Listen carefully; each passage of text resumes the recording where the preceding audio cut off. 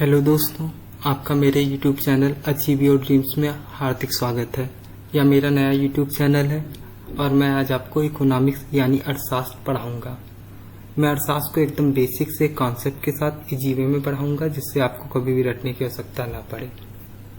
किसी भी सब्जेक्ट को पढ़ने से पहले आपको उसका सिलेबस पता होना चाहिए, इससे आपको पता लगे कि कौन सा टॉपिक आपको पढ़ाया गया है और कौन सा आपको नहीं पढ़ाया गया है और कौन सा आपसे मिस हो गया है।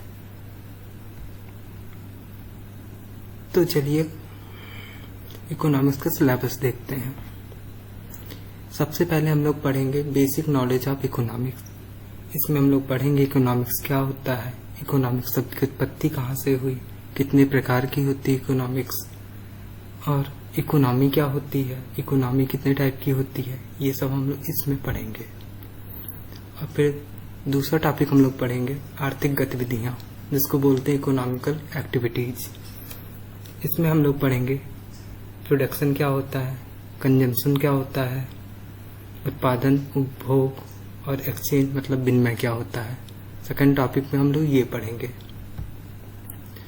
और फिर हम लोग थर्ड टॉपिक पढ़ेंगे राष्ट्रीय आय एवं प्रति व्यक्ति आय। इसमें हम लोग GDP, GNP, NDP, NNP, PCI ये सब टर्म पढ़ेंगे। फिर अगला टॉपिक आता है निवेश, इन्वेस्टमेंट। इसमें हम पढ़ेंगे एफडीआई क्या होता है, एफपीआई क्या होता है, इन्वेस्टमेंट कैसे इकोनॉमी को प्रभावित करता है, ये सब इस टॉपिक में हम लोग देखेंगे। फिर हम लोग पढ़ेंगे मुद्रास्फीति क्या होती है, जिसे इंग्लिश में इन्फ्लेशन कहते हैं।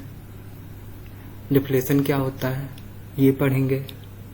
उसके बाद हम लोग पढ़ेंगे मुद्रास्फीति को मेजर कैसे किया जाता है, उसका मेजरमेंट कैसे होता है, ये सब टॉपिक इसमें पढ़ेंगे। फिर हम पढ़ेंगे जनसंख्या, फिर हम पढ़ेंगे गरीबी एवं बेरोजगारी, फिर हम पढ़ेंगे बजट, फिर पढ़ेंगे कर प्रणाली, टैक्सेशन सिस्टम, फिर पढ़ेंगे आर्थिक नियोजन, और फिर हम पढ़ेंगे फाइनेंस, मार्केट, फिर हम पढ़ेंगे भुगतान संतुलन क्या होता है। तो चलिए आज का टॉपिक स्टार्ट करते हैं। इकोनॉमिक्स। सबसे पहले जानते हैं इकोनॉमिक्स शब्द की उत्पत्ति कहाँ से हुई है। इकोनॉमिक्स शब्द की उत्पत्ति ग्रीक भाषा की इकोनॉमिया शब्द से हुई है। इकोनॉमिया जिसका अर्थ होता है मैनेजमेंट ऑफ वेल्थ, मतलब पूंजी का प्रबंधन। और इकोनॉमिक्स के जनक जो कहे जाते हैं वो Adam Smith, father of economics Adam Smith. इन्होंने एक बुक लिखी है वेल्थ ऑफ नेशन। ये भी एग्जाम में पूछी आती है इनकी बुक, इसलिए याद कर लीजिएगा। इनकी बुक है वेल्थ ऑफ नेशन। अब हम आगे देखते हैं इकोनॉमिक्स, इकोनॉमी क्या होता है। ये दो टर्म होते हैं, इनको देखते हैं। इकोनॉमिक्स अर्थशास्त्र, नाम से ही लग रहा है अर्थशास्त्र। अर्थ का मतलब होता है धन, यानी धन का विज्ञान। अब इसकी परिभाषा देख लेते हैं एक बार। अर्थशास्त्र एक ऐसा विज्ञान है जो वस्तु एवं सेवा के वितरण और उपयोग का विश्लेषण करता है। इसमें सिद्धांतों की बात की जाती है, इसमें सारे सिद्धांत दिए हुए हैं। ये एक थ्योरी पार्ट होता है। अब इकोनॉमी क्या होती है। अर्थव्यवस्था वह संरचना है जिसके अंतर्गत सभी आर्थिक गतिविधियों का संचालन होता है। उत्पादन, उपभोग व निवेश अर्थव्यवस्था की आधारभूत गतिविधियां हैं। ये इसकी डिफिनीशन है। हम ये कह सकते हैं कि practice of economy in real life is called economy. मतलब इकोनॉमिक्स का अपने वास्तविक जीवन में उपयोग करना ही इकोनॉमी कहलाता है। अब देख लेते हैं इकोनॉमिक्स के कितने भाग होते हैं, कितने प्रकार की होती है।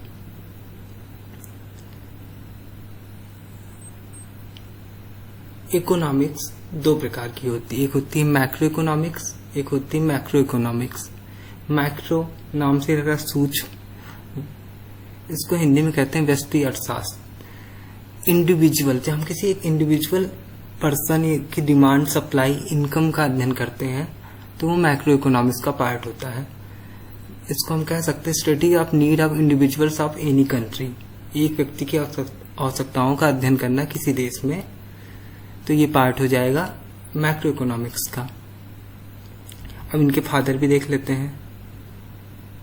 फादर ऑफ मैक्रो इकोनॉमिक्स देखते हैं।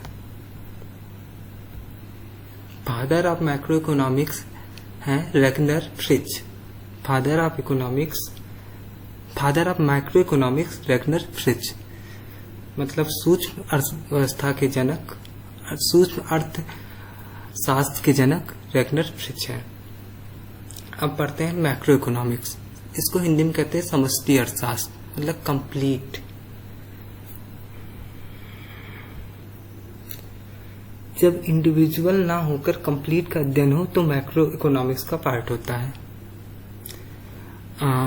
अब इसमें जैसे आता है, इसका पार्ट है नेशनल इनकम, राष्ट्रीय आय, पॉवर्टी, गरीबी, inflation, tax, budget, population. National income पूरे देश की होती है, पॉवर्टी पूरे देश में होती है, इन्फ्लेशन तो मुद्रास्फीति होती है तो पूरे देश में होती है, टैक्स सभी के लिए लगता है, बजट सबके लिए होता है, सबके लिए पास होता है, पॉपुलेशन।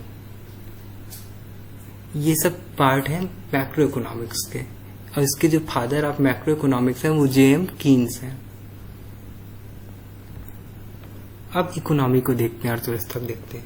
इसके 3 सेक्टर होते हैं, 3 क्षेत्र होते हैं। एक होता है प्राइमरी सेक्टर, एक होता है सेकेंडरी सेक्टर और एक होता है सर्विस या टर्सरी सेक्टर।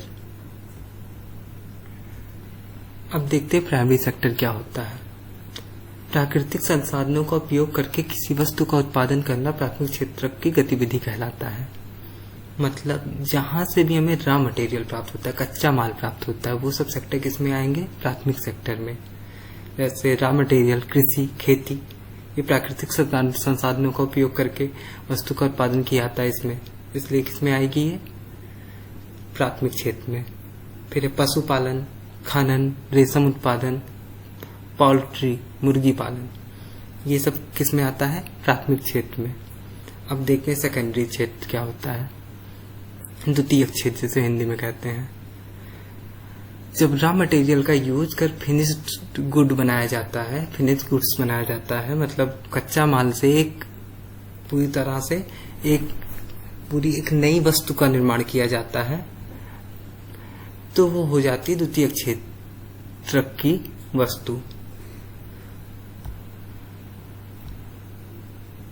इसे मैन्युफैक्चरिंग क्षेत्रक मतलब सेक्टर या औद्योगिक क्षेत्रक भी कहते हैं। इसमें जैसे कपड़ा उद्योग और मोटर गाड़ी, और इसी को इंडस्ट्रियल सेक्टर भी कहते हैं, याद रखिएगा। और तीसरा है सर्विस सेक्टर या सेवा या तृतीयक क्षेत्र। इसमें कोई उत्पादन नहीं होता है, इसमें सेवाएं दी जाती हैं, जैसे रिटेल स्टोर्स, एजुकेशन, टेलीकॉम। हम कुछ पे करते हैं और वो हमें सेवाएं देते हैं। जैसे एजुकेशन के लिए हम पे करते हैं और वो हमें एजुकेशन की सेवा देते हैं। Telecom service, insurance, banking, beauty parlour, हम जाते हैं ब्यूटी पार्लर में पे करते हैं और वो हमें सेवा देते हैं। रेलवे, एयरवेज, स्टोरेज, भंडारगृह जो होते हैं, टूरिज्म, ये सब किस में आएगा? सर्विस सेक्टर में। अब देखते हैं, जैसे इंडिया में 50% पीपल जो है प्राइमरी क्षेत्र में काम करते हैं और चाइना में 50% पीपल सेकेंडरी क्षेत्र में काम करते हैं और अमेरिका में 90% पीपल सर्विस सेक्टर में है। अब देख लेते हैं इसका अपने इकोनॉमी में कितना योगदान है। अब देखिए, भारत की जीडीपी में सर्विस सेक्टर का 50 से लेकर 60% तक योगदान है और इंडस्ट्रियल सेक्टर जिसे सेकेंडरी सेक्टर भी कहते हैं उसका योगदान 30% और प्राइमरी सेक्टर का ओनली 10% है। और इंडिया में कितने लोग काम करते हैं? यहाँ पे 50% लोग। लेकिन एम्प्लॉयमेंट में योगदान देखते हैं, सबसे एम्प्लॉयमेंट किसमें है? प्राइमरी सेक्टर में है। इंडस्ट्रियल में 30% है और सर्विस में 10%। मतलब ये 10% लोग 60% सर्विस जीडीपी में, मतलब सर्विस देके अपने जीडीपी में योगदान देते हैं। किसी भी देश की इकोनॉमी के लिए सबसे अच्छा सेक्टर कौन सा होता है, सबसे महत्वपूर्ण सेक्टर कौन सा होता है? अब ये देखते हैं। किसी भी कंट्री की इकोनॉमी के लिए सबसे इम्पोर्टेंट सेक्टर जो होता है वो द्वितीयक क्षेत्रक होता है, जो इंडस्ट्रियल सेक्टर होता है। क्योंकि अब एग्जाम्पल समझते कैसे ये होता है। जैसे मिट्टी होती है, बड़े लो प्राइस की होती है, लेकिन जब उससे ईंट का निर्माण हो जाता है उसको चेंज कौन करता है? उद्योग, इंडस्ट्रीज उसको चेंज करती है। किसमें? तो उसका प्राइस क्या हो जाता है? हाई हो जाता है। यानी एक लो प्राइस की चीज को हाई प्राइस पे कौन बदलता है? उद्योग धंधे, हमारे इंडस्ट्रीज। जैसे लोहा, ₹45 प्रति केजी मान लीजिए है। इंडस्ट्री में जाता है, वहां से कोई मशीन बन जाती है, जैसे मोटरसाइकिल बन जाती है या कुछ समथिंग, तो उसका रेट कितना हो जाएगा? जैसे मशीन का रेट 5,000 मशीन से बनेगा मोटरसाइकिल, उसका रेट कितना हो गया? 50,000। तो ₹45 प्रति केजी की वस्तु का रेट 50,000 तक बढ़ा देता है। तो किसी भी देश में ग्रोथ के लिए तीनों सेक्टर का होना तो आवश्यक है, लेकिन सबसे ज्यादा जो ग्रोथ करता है वो जो करता है इंडस्ट्रियल सेक्टर। अब देखिए इकोनॉमी के प्रकार कितने होते हैं, ये भी देख लेते हैं। इकोनॉमी 3 प्रकार की होती है। एक होती है कैपिटलिस्ट, जिसे बोलते हैं पूंजीवाद। दूसरी होती है सोशलिस्ट इकोनॉमी, जिसे बोलते हैं साम्यवादी या समाजवादी। तीसरी बोलते हैं मिक्स्ड। अब तीनों में अंतर क्या है ये देखते हैं। जहां पे रिसोर्सेज जो संसाधन होते हैं वहां पे प्राइवेट सेक्टर का अधिकार हो और पॉलिसी गवर्नमेंट बनाती हो, वो होता है कैपिटलिस्ट। और जहां पे रिसोर्सेज जो हो वो भी गवर्नमेंट के अधिकार में हो और पॉलिसी भी गवर्नमेंट बनाए, मतलब पूरी इकोनॉमिकल एक्टिविटी जो होती है गवर्नमेंट द्वारा हो, तो वो क्या होते हैं? सोशलिस्ट। अब मिक्स्ड क्या होता है?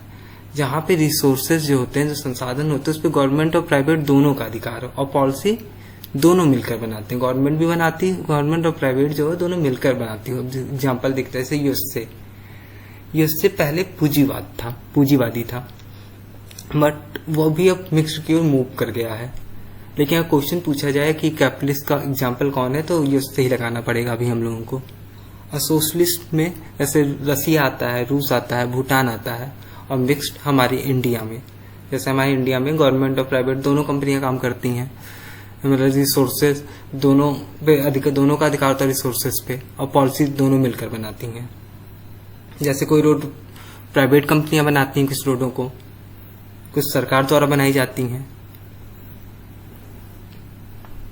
अब इसकी एक सोसाइटी की विशेषता होती है कि इसमें इक्वल डिस्ट्रीब्यूशन ऑफ वेल्थ, मतलब धन का जो वितरण होता है वो समान होता है और यहाँ का प्राइस हमेशा लो होता है। अभी तक हम लोगों ने देखा कैपिटलिस्ट, सोशलिस्ट और मिक्स्ड। और एक इकोनॉमी और होती है, इसको बोलते हैं कम्युनिस्ट इकोनॉमी, जिसमें रिसोर्स पे प्राइवेट और गवर्नमेंट दोनों का अधिकार होता है, लेकिन पॉलिसी गवर्नमेंट बनाती है। यहाँ दोनों नहीं बनाती, यहाँ पे केवल गवर्नमेंट बनाएगी। इसका एग्जाम्पल है चाइना में कम्युनिस्ट इकोनॉमी है। अब एक देख लेते हैं जीडीपी एक टर्म क्या होता है। किसी अर्थव्यवस्था में एक वित्तीय वर्ष में उत्पादन व सेवाओं का कुल मूल्य जीडीपी कहलाता है, यानी सकल घरेलू उत्पाद कहलाता है। अब 2 प्रकार की इकोनॉमी और होती है, एक ओपन इकोनॉमी और क्लोज्ड इकोनॉमी। उसको भी हम लोग देख लेते हैं ये क्या होती है।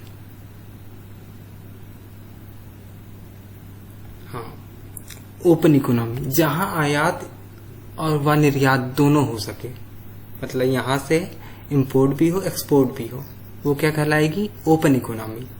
और क्लोज इकोनॉमी वो होती है जहां पे ना तो इंपोर्ट हो ना तो एक्सपोर्ट हो, मतलब यहाँ के लोगों की इकोनॉमी ऐसी होती है यहाँ पे प्राइस हमेशा स्टेबल रहता है, क्योंकि जितनी मांग होती है, जितनी डिमांड होती है, उतना ही उत्पादन किया जाता है। तो यहाँ का प्राइस हमेशा स्टेबल रहेगा क्लोज्ड का। लेकिन जो ओपन इकोनॉमी होती है वहां का प्राइस वेरिएशन करता रहता है और यहाँ पे जीडीपी ग्रोथ ज्यादा होती है, जैसे इंडिया और चाइना इसका एग्जाम्पल ओपन इकोनॉमी। और क्लोज्ड में यहाँ पे जीडीपी पे कोई प्रभाव नहीं पड़ता, क्योंकि जितनी डिमांड होती है उतनी सप्लाई हो जाती है बस। और इसका एग्जाम्पल है जैसे ब्राजील, नॉर्वे और अधिकांश यूरोपियन कंट्री है वो क्लोज्ड इकोनॉमी ही होती है, मतलब अधिकांश क्लोज्ड ही है वहां पे। अब देखते हैं ग्लोबलाइजेशन क्या होता है, वैश्वीकरण क्या होता है। जब किसी देश की इकोनॉमी विश्व के अलग अलग देशों के साथ व्यापार करने लगे तो उसे वैश्वीकरण कहते हैं। जैसे आप समझते हैं एग्जाम्पल, जैसे भारत है, भारत जापान का व्यापार कर रहा है, चीन के साथ व्यापार कर रहा है, अमेरिका के साथ व्यापार कर रहा है, मॉरिशस का व्यापार कर रहा है, तो इसको कहेंगे भारत का ग्लोबलाइजेशन हो गया। अब देखते हैं इंडिया में ग्लोबलाइजेशन आया कब। जो इंडिया में ग्लोबलाइजेशन आया वो 1991 में आया। उसका श्रेय किसको दिया जाता है? मनमोहन सिंह को। ये 1991 में भारत के वित्त मंत्री थे और उस समय भारत के प्रधानमंत्री जो थे वो थे नरसिम्हा राव, इसलिए इसे राव मनमोहन मॉडल भी कहते हैं। और जो इन्होंने पॉलिसी लाई थी इसको एलपीजी पॉलिसी भी कहते हैं, क्योंकि यहाँ पे एल का मतलब होता है लिबरलाइजेशन, प्राइवेटाइजेशन, पी का मतलब और जी का मतलब ग्लोबलाइजेशन। लिबरलाइजेशन का अर्थ है उदारीकरण, प्राइवेटाइजेशन का अर्थ है निजीकरण, ग्लोबलाइजेशन का अर्थ है वैश्वीकरण। अब समझते हैं उदारीकरण क्या होता है। जैसे जो पहले था, इंडिया में कंपनियां काम करती थी, जो उसका लाइसेंस लेने का प्रोसेस था बड़ा टफ था। उस समय का कानून कठोर था, तो उसमें इन्होंने क्या लाया, उदारीकरण।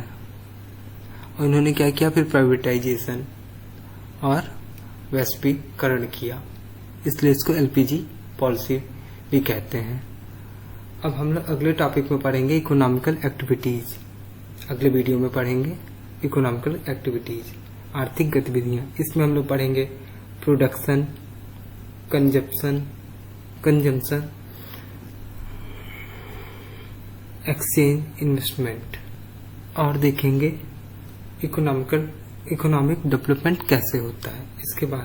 इसके बारे में नेक्स्ट वीडियो में हम लोग पढ़ेंगे।